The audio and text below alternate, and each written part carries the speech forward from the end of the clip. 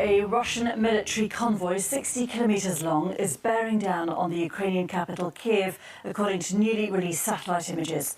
The pictures released by the Maxar Technologies company appear to show armoured vehicles, tanks, artillery and logistical vehicles.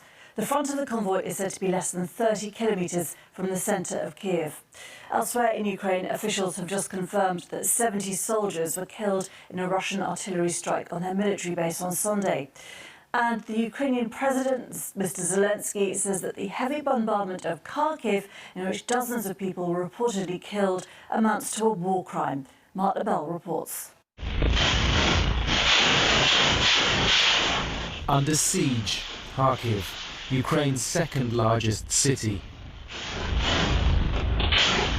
where it looks like Russia is using cluster bombs, according to military experts.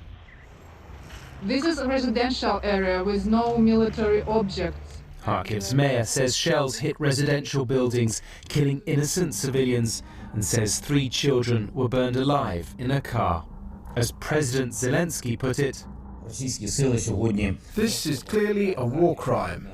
Peaceful city, peaceful residential area, no military facilities." He wants the world to close the skies to Russian missiles, planes and helicopters. Meanwhile, on the road to the capital, a Russian military convoy estimated to be far longer than first thought, heading towards a city shaken by this strike on a radar center, as locals dig trenches in their backyard to protect their neighborhood. I'm very worried about the next 72 hours. This is the Russian war machine, which for decades has been sort of artillery heavy, sort of kicking into gear with not that much advanced military capacity to oppose it. At least 70 Ukrainian soldiers were killed in a Russian missile strike on this military base west of Kharkiv on Sunday, according to the authorities. These Russian tanks were filmed taking over the streets of the southern Ukrainian port city of Berdyansk, 85 kilometers west of Mariupol.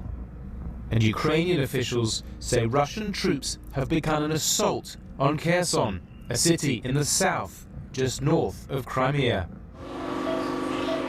In Kiev's hospitals, the human cost is felt as fear is spreading. But as families get separated by this war, the right to live together in peace is now shattered for many Ukrainians. Men of fighting age forbidden from fleeing in what's looking like an increasingly precarious stage in this sudden, shocking conflict. Mark Lebel, BBC News.